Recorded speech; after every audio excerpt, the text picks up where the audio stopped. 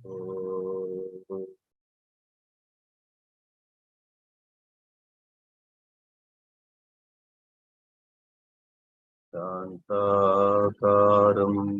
भुजगशयनं पद्मनाभं सुरेशं श्वाधारं गगनसदृशं मेघवर्णं शुभाङ्गं लक्ष्मीकान्तं कमलनयनं योगिभिर्ध्यानगम्यं वन्दे विष्णुं भवभयहरं सर्वलोकैकनाथम्। ओम नमो भगवते वासुदेवाय। This chapter 5 of Bhagavad Gita, which we began studying a few classes ago, is a sort of a bridge. It's a bridge between what was taught in chapters 2 and 3, further strengthened by 4, and chapter 6, which is yet to come. 2, 3 and 4 have said quite a lot about both Karma Yoga and Jnana Yoga. B and C categories are advised to stay put in karma, whereas class A, not in terms of wealth, not in terms of physical power, they are class A in terms of viveka and vairagya. They are advised to go for karma sannyasa. All said and done, this bifurcation into karma yoga and karma sannyasa, staying active in the field of actions and withdrawing from action and leading a contemplative life. This has been quite a challenge to the human mind. Everybody gets tempted to leave everything and go at times. And at other times, everybody says, I wish to serve, I wish to do things till my last breath. Please do not imagine there is only temptation for giving up action. There is a great urge in everybody to do hundreds of things. All these or both these urges rise in us, to do or to leave. Shakespeare, I believe, said in one of his plays, to be or not to be is the question. In Bhagavad Gita, to do or not to do is the question. To do is karma yoga, not to do. That doesn't mean staying lazy, but remain engaged in Atma Chintana. Study, meditate, discuss the topic of self-knowledge with fellow students. Devote maximum of your time to staying in the Atma. Atmanistha, staying as the pure self. Sri Ramana Maharshi says, inherence, firm inherence in the pure self is what one must go for. Ramana Gita, he says, no amount of scriptural study can liberate you. Scriptural study can definitely endow you with clearer understanding, but there are countless tendencies in you, they can topple you any time. Therefore, the champion of Atma Vichara, self-inquiry, Sri Ramana Maharshi, and even the champion of bhakti, devotion, Sri Ramakrishna, spoke words which are sometimes taken by scholars as a bit of putting down the scriptures. I don't think they ever put the scriptures down, but they warned us about getting lost in mere linguistic and philosophical study. The scholars try to maintain, they like to maintain, because they're so fond of the books. They are fond of books. Like Krishna Bhaktas, being so fond of Krishna, would say all other gods do not count. And then there are Shiva Bhaktas, being so fond of Shiva, say Vishnu and other god forms are of no value. So we respect them. In fact, we envy them for their intense love for Shiva or Vishnu, or in the matter of scholars, their love for scriptures. Day and night they want to study and they want to say, this study itself will generate certain special vritti in the mind. Akhandakara karita vritti, brahmakara vritti. And that vritti will eliminate everything else and make you free. God bless them. That is what they say. However, those of us who hold Ramana Maharshi in the highest regard see the point in what he said and what Sri Ramakrishna said.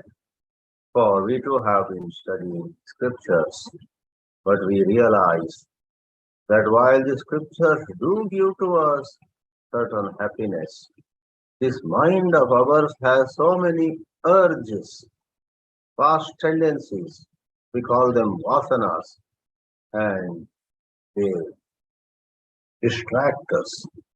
They derail our train and we suffer. Therefore, everyone has to figure out to go towards Shiva or Vishnu, Devi or some Nirakara Ishvara. Same way, everyone has to decide to what extent one must spend time on study of scriptures, and to what extent one must just stay by the essence of the teachings of the scriptures.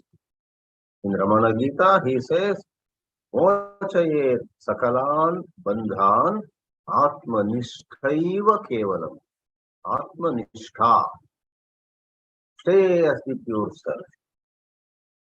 You see, in this philosophy, everything has champions behind it, and everything has strong critics.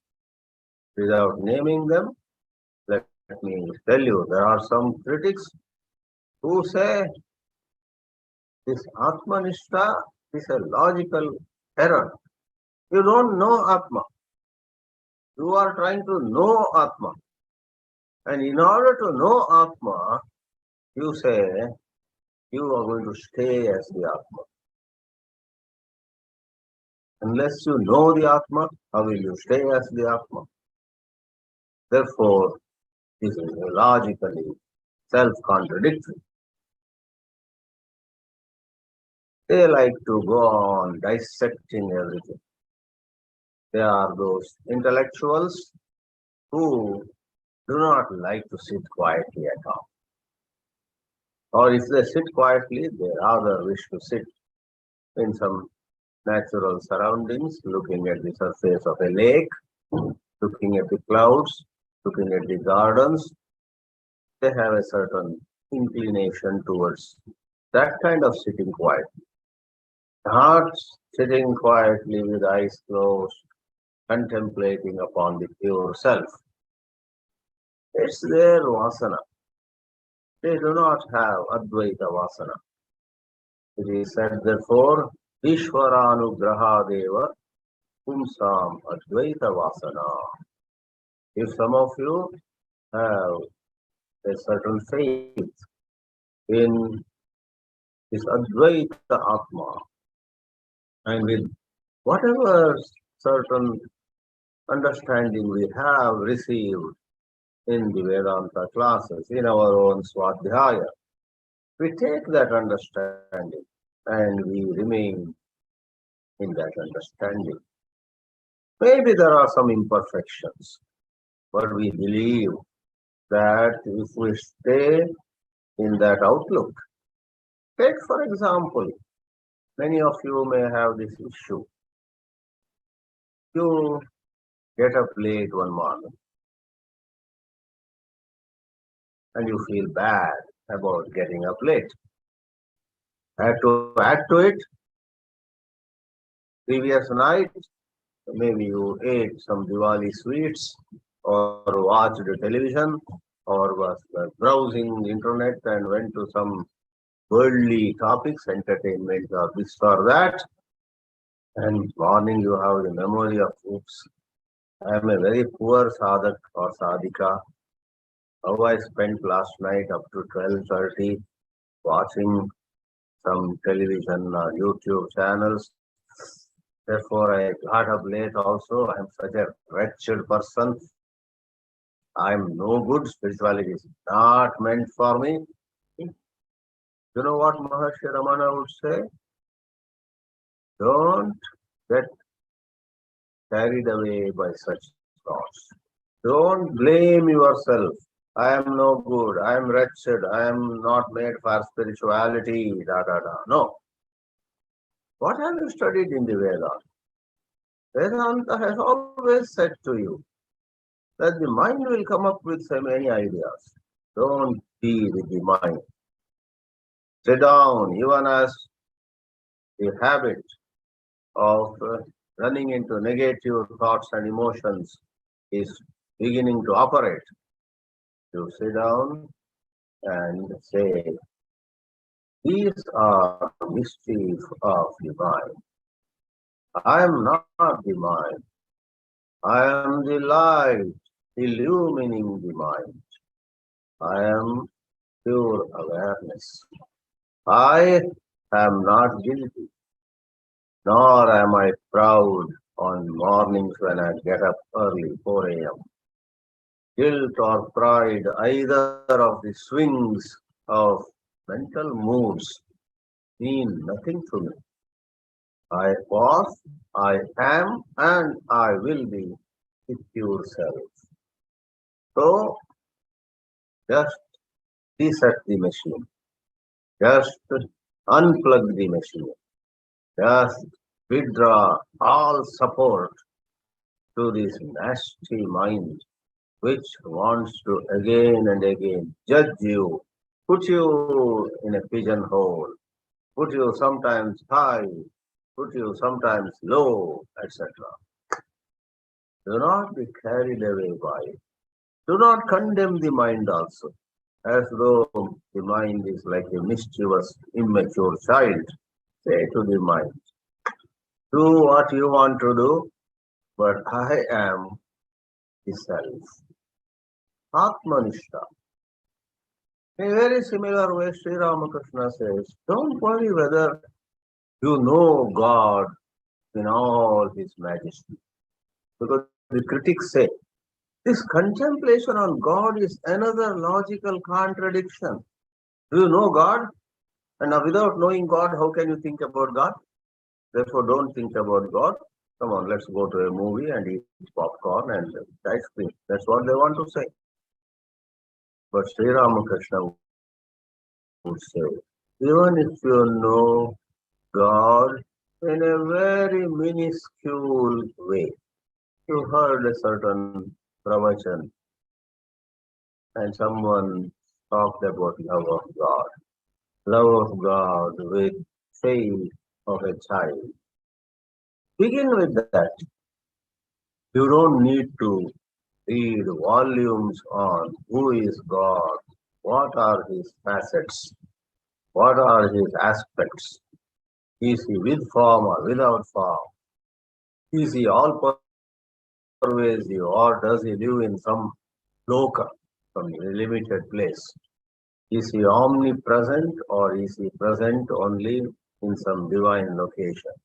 There are 1,000 questions that can be raised on God, and is it necessary to know answers to all of them? To think of God lovingly, as a bhajan goes, to say Rama with love, all you need is open your mouth once and say Ra.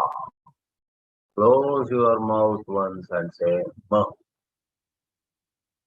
Ram involves opening the mouth, Ma involves closing the mouth and saying this Rama, Rama, Rama.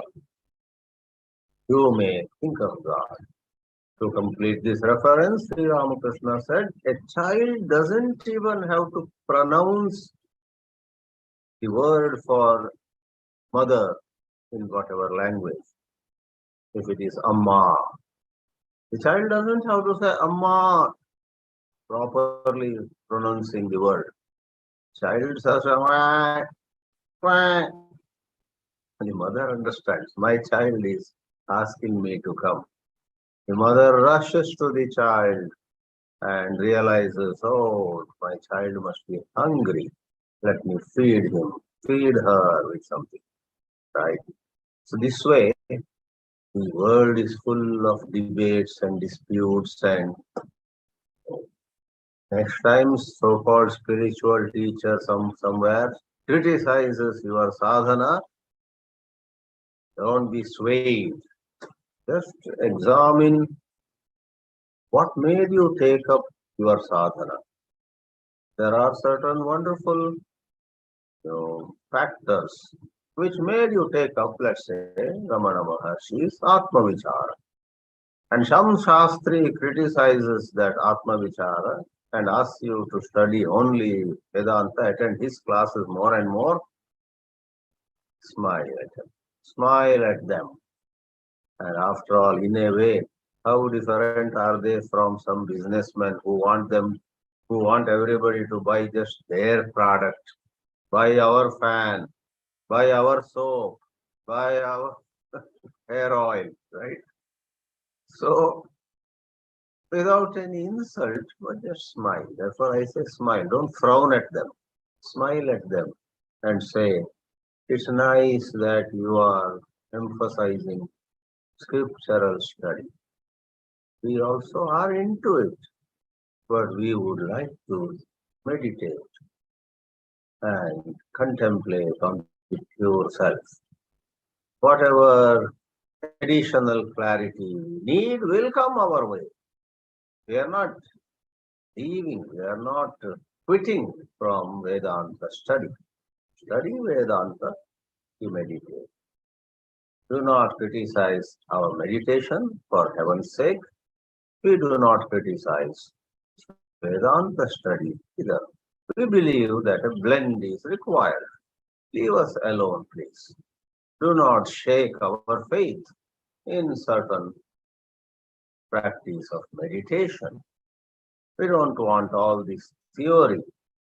We are inspired by a sage. The sage of Arunachala says to us, practice, sit down, tame your senses, tame your mind, and so on. And it appeals to us, and we shall do that.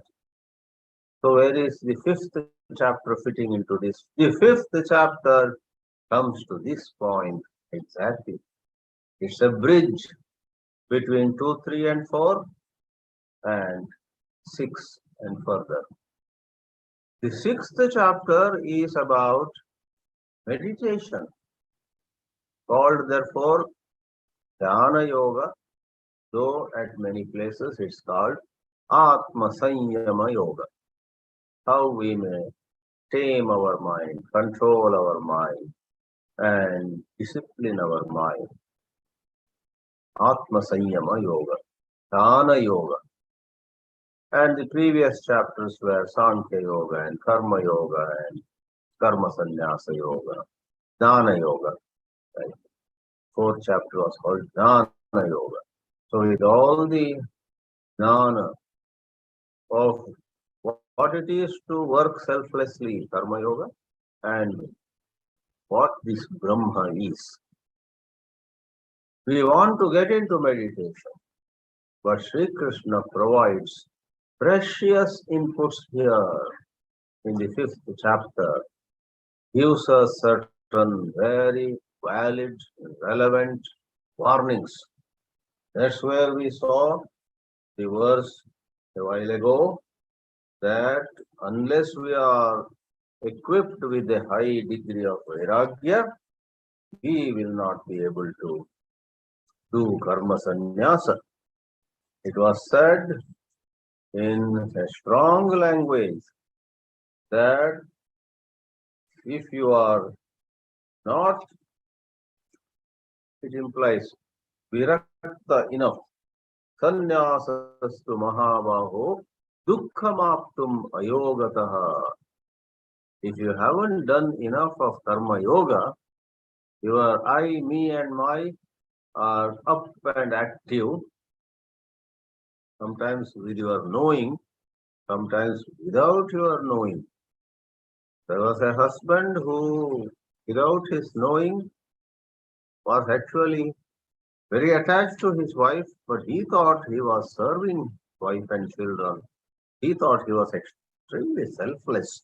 He thought that he was, in fact, postponing his spiritual practices for their sake. But one day, his two children and his wife together told him, "We don't need your help anymore.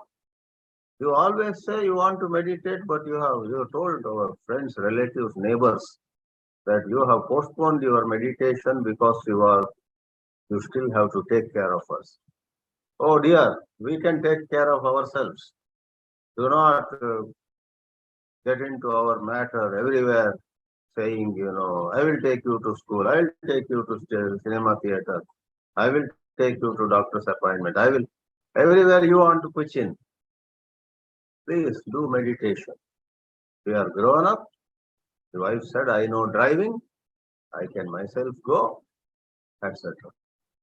There was a slap on his face. Then he realized, oh, I thought I was helping them, but probably it is my karma vasanas. I actually feel a certain importance. I took my wife today to the doctor, and in fact, I waited 2 hours as she was consulting the doctor.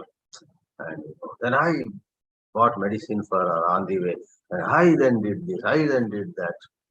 So he felt self-important.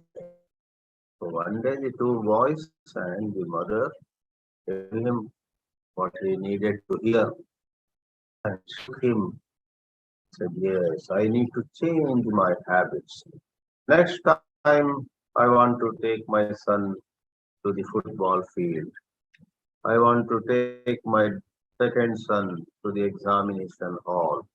I will ask him, do you need my help? And so on.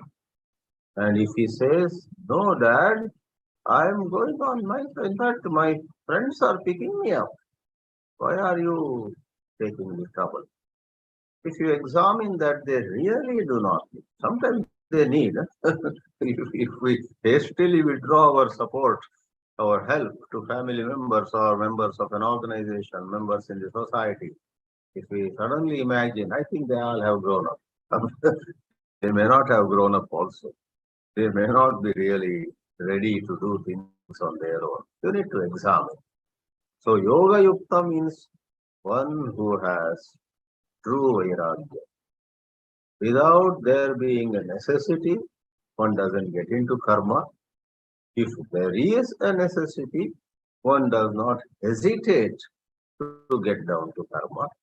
Such a person with proper vairagya, not being carried away by I, me and my, even in the context of being of help to family and others, the I, me and my very much under control. Achirena Brahma Adhigacchati. Then there were those verses which talked about how, as the mind gets purified, one begins to get glimpses of how there is no I which is doing anything. Naiva kurvan, naiva kinchit karomi, yukto manyeta tattvavai. And it's thus, the chapter 5 sprinkles many valuable insights. Endowed with these insights, our meditation will happen properly. Without such insights, we would rather sit for meditation.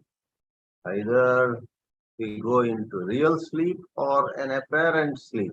Not exactly sleep, but nothing much is happening there. Maybe some bliss you experience, but it's not of much value. There's no really letting go of I am the body idea. Whereas if we have done enough of karma yoga, we consult. The husband consults, checks with his children, wife, what their true need is. And everywhere, you and I. Therefore, a lot of spiritual teachers also, they don't get into too many lectures either. Because some spiritual teachers are caught in the vasana of giving lectures. One Swamiji once went to Himalayas and he thought 3 months he will stay in quietude. But in 10 days he found it was so hard to stay there. He came back to his ashrama in the plains. An honest fellow, he said, oh, I could not stay alone there. I was missing the classes. I was missing the crowds that were coming to make my classes. I was missing somebody asking the question, somebody making the comment, somebody saying, today your lecture was so good. Somebody inviting me for a meal at their place.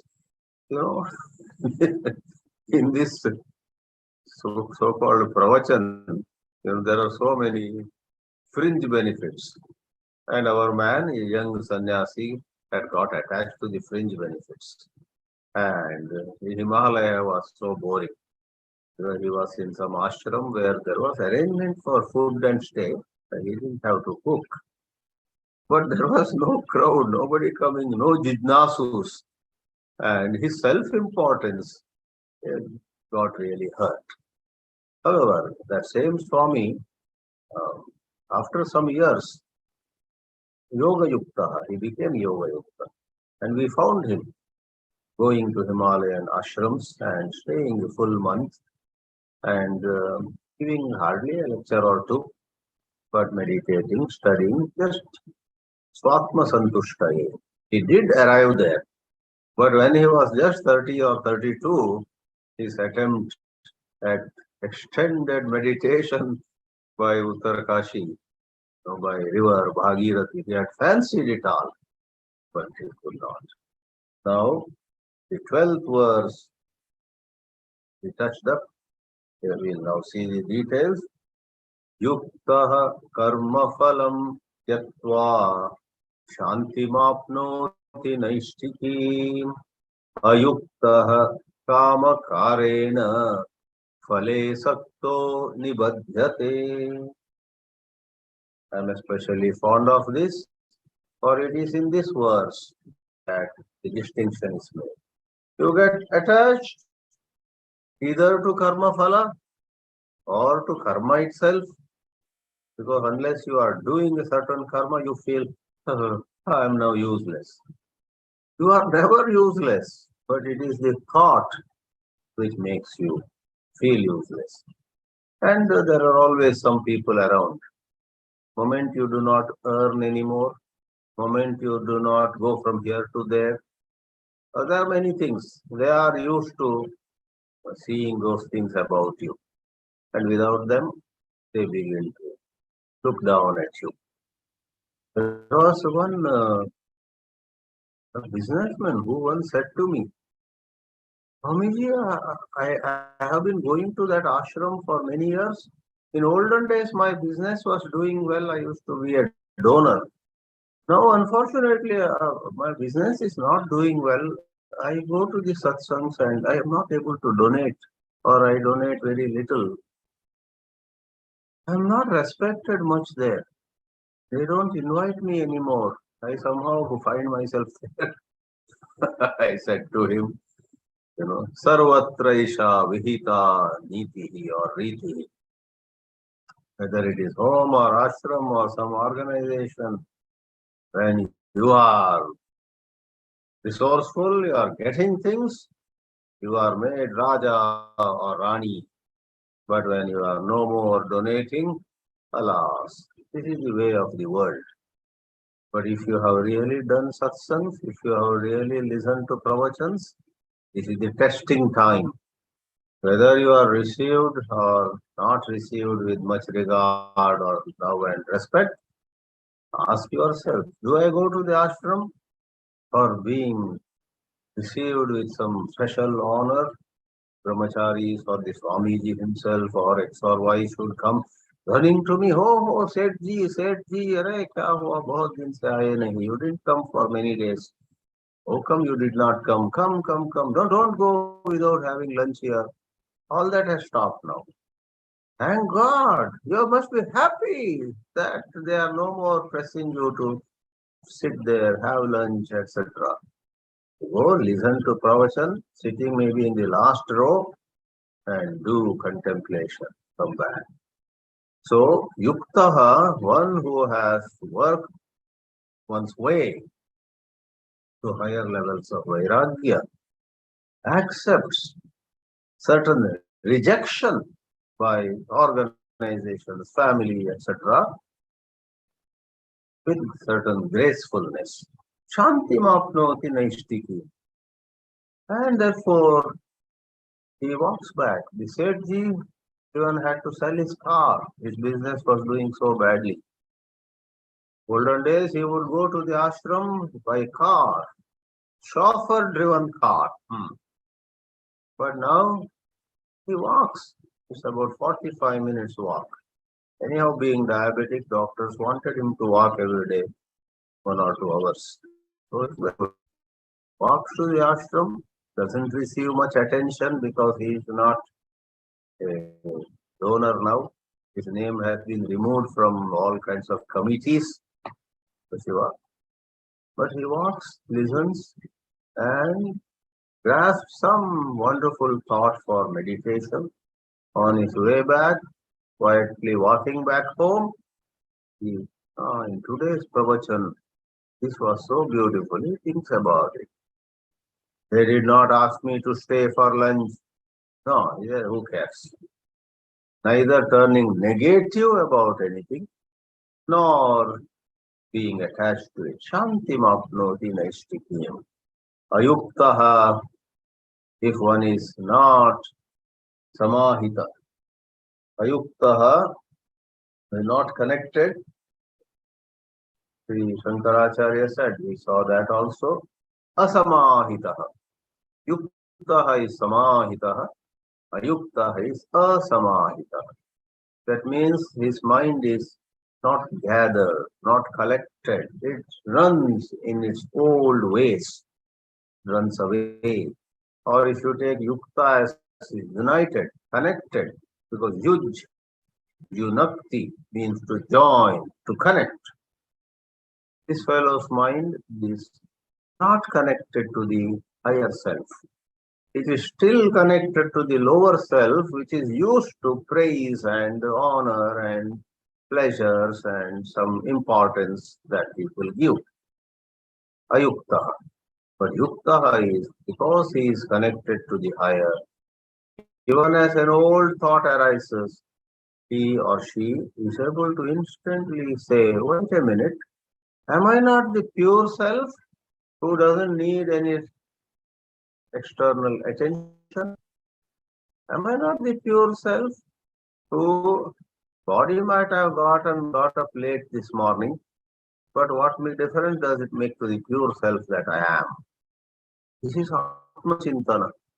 then Yukta gets Shanti, Ayukta gets bound. Carrying on, Shankaracharya says, the next verse is about Paramartha Darshi, one who sees the Paramartha, the supreme truth. One is able to behold. Thank God, to behold Paramartha, you don't have to go to Kailas or Kedarnath. You don't have to go to Kashi or Kanchi. You don't have to go to Dwarka or Puri. To behold this Paramartha, the supreme truth, you just have to bring to your mind the essential teachings of Vedanta.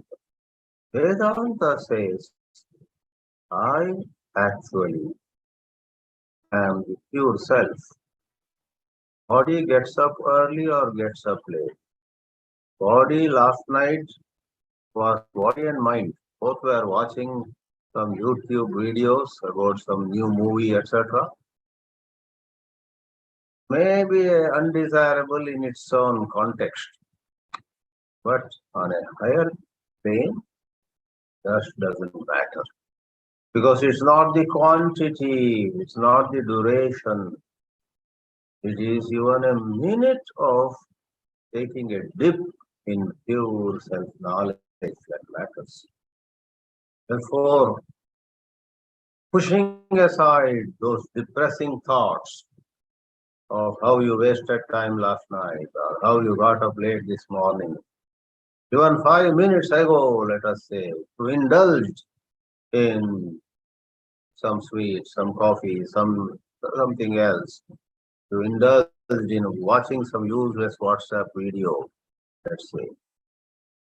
What happened even 2 minutes before or 10 hours before has to be just brushed aside. In spite of them all, who am I? I am the pure self. That is what in Bhakti Yoga they do. They don't use the word pure self. Who am I? I am Dasa of Sri Krishna. Dasasya Dasa. Bhrityasya Bhrityaha. I am Krishna Bhakta. Therefore, all other thoughts go to the trash can, to the dustbin. 2 minutes back, you might have done something very childish. 2 minutes before, you went to the kitchen and you found that there was some pakode and ate them. Dismiss them. Because that's what we call the second arrow. One arrow hit you in the arm, in the Buddha's analogy.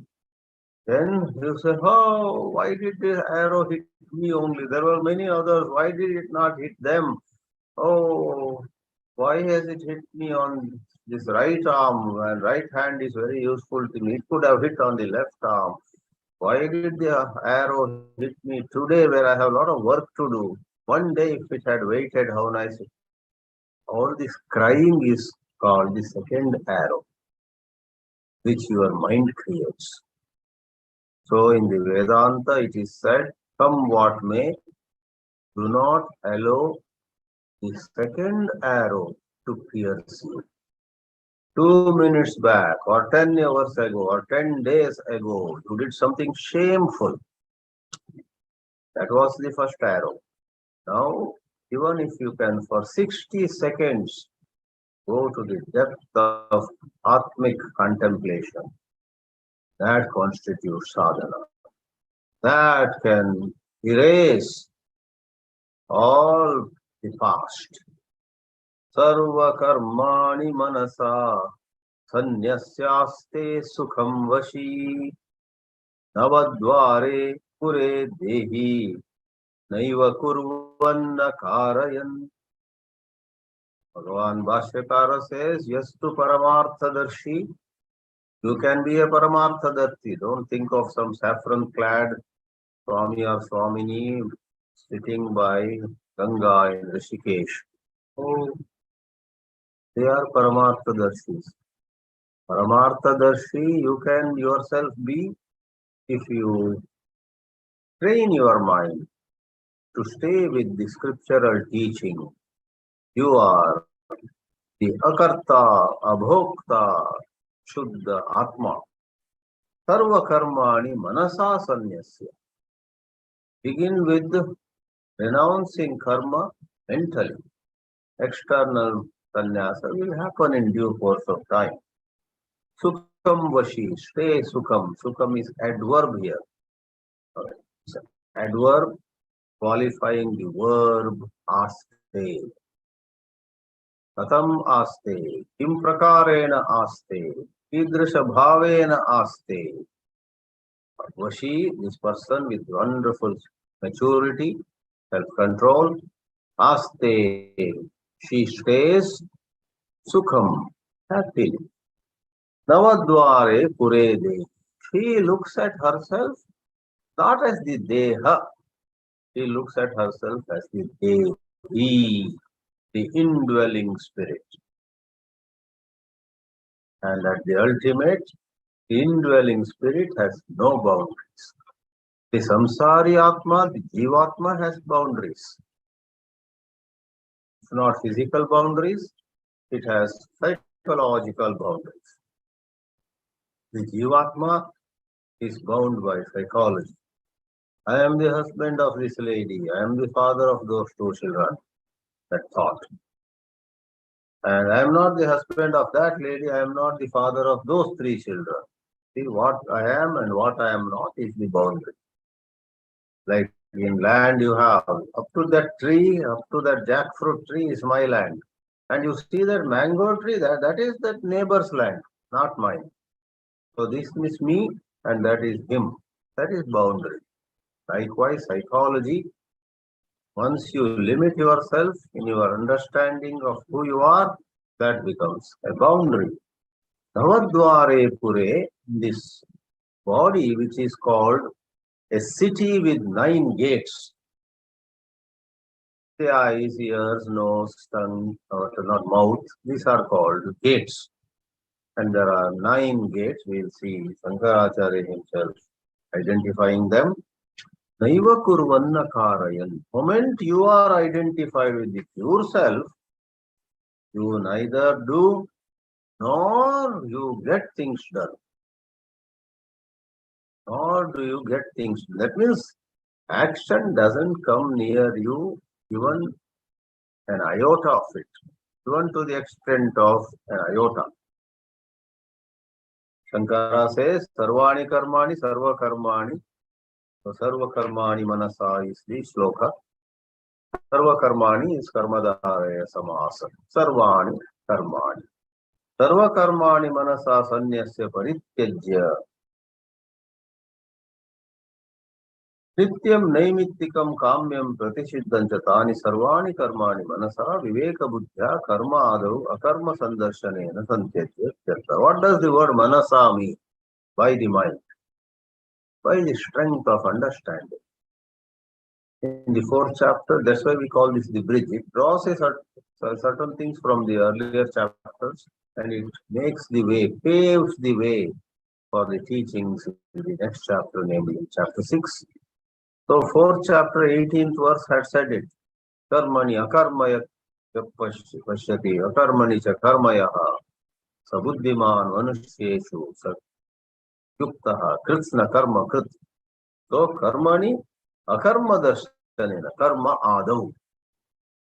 In karma and any other engagements, akarma sandarshanena. So just to sandarshanam, Jnana Yoga is marked by darshana.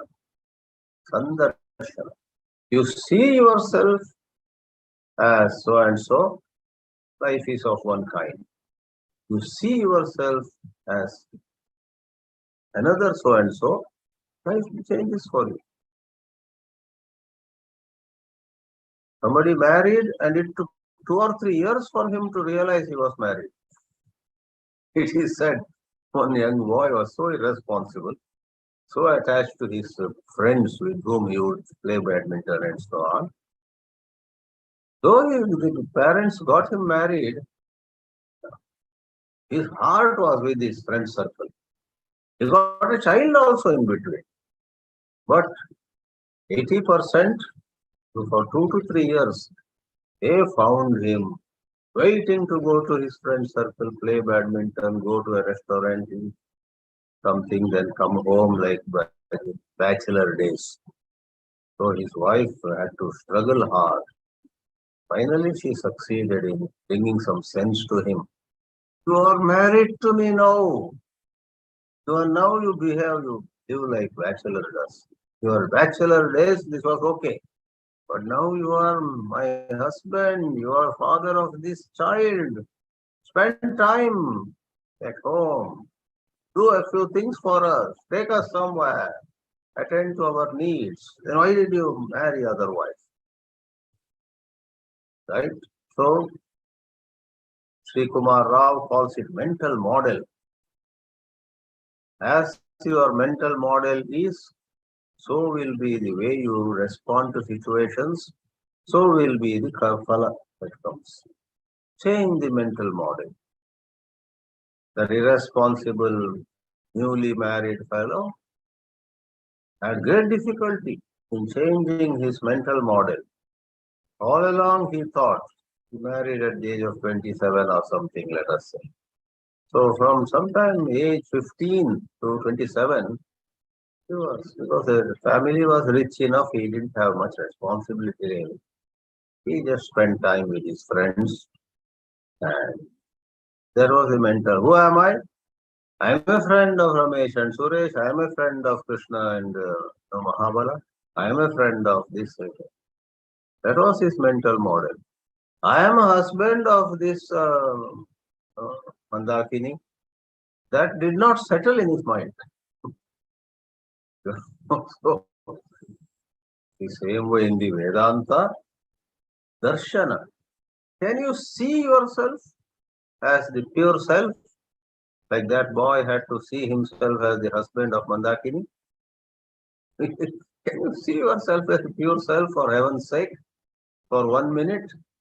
You know, or do you want to 24 hours, 24 by 7, as they call it? Think of yourself as body.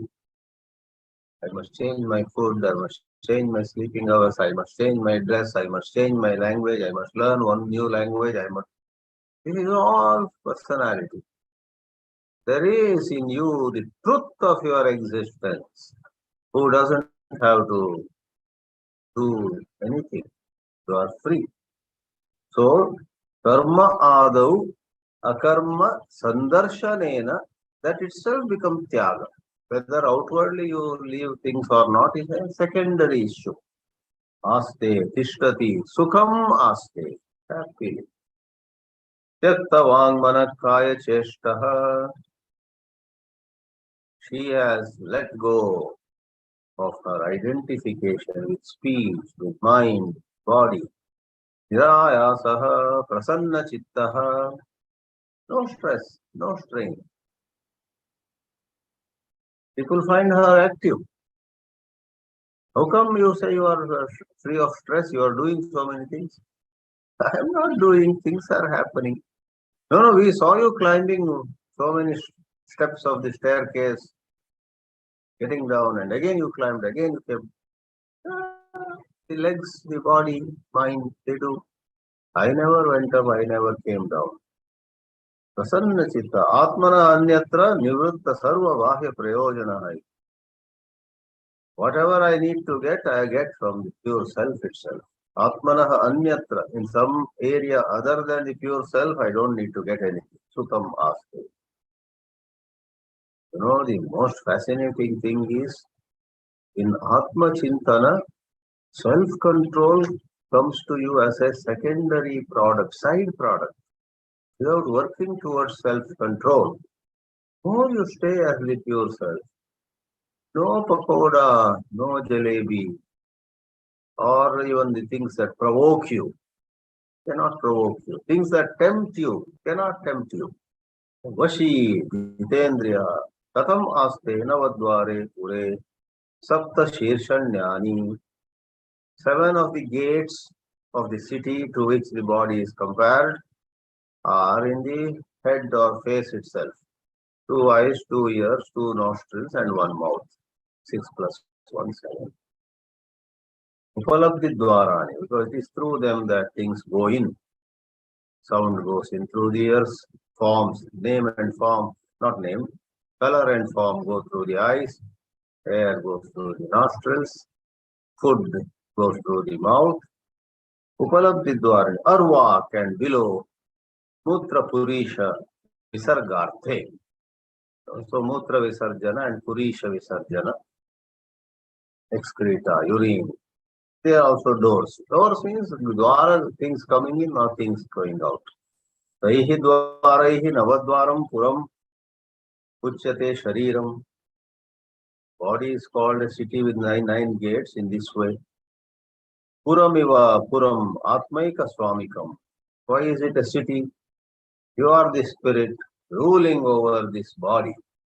In a city in olden days, there used to be a fort with gates at specific places. Like that, Atma Eka Swami. Tadartha Prayojanesha Indriya Mano Buddhi Vishaya Aneka Phala Vijnanasya Utpadakaihi. Indriya, Manas, Buddhi, etc. They all work for the pleasure of the Swami inside. Pauraihi va adishtitam. The city has citizens. And in this body, there are various organs, faculties. Tasmin navadvare pure dehi sarvam karma sanyasya aste. This Paramartha Darshi sees herself as not engaged, not tied down, not bound. That is thanks to the spiritual vision. In Jnana, Atma Darshana. In Bhakti, Saint Meera would have taken in her stride all kinds of situations. Somebody loved, somebody rejected her, somebody received her with regard and respects. Somebody said, get lost from here. Don't want to see your face again. Some people appreciated, some people said, no one can be so insane like this princess. They called her utterly out of mind. Whatever. She took it all because Sukham Vashi. In Krishna Bhakti, Mere to Giridhar Gopal Dusra Nahi, and so on as the bhajans. She lived that life. And I also sing that, liking the music, liking the imagery, but our mind is somewhere else. But she lived a life of complete surrender to Giridhar Gopal. In that way, spiritual science shows to us possibilities which are just amazing. Om Namo Bhagavate Vasudevaya.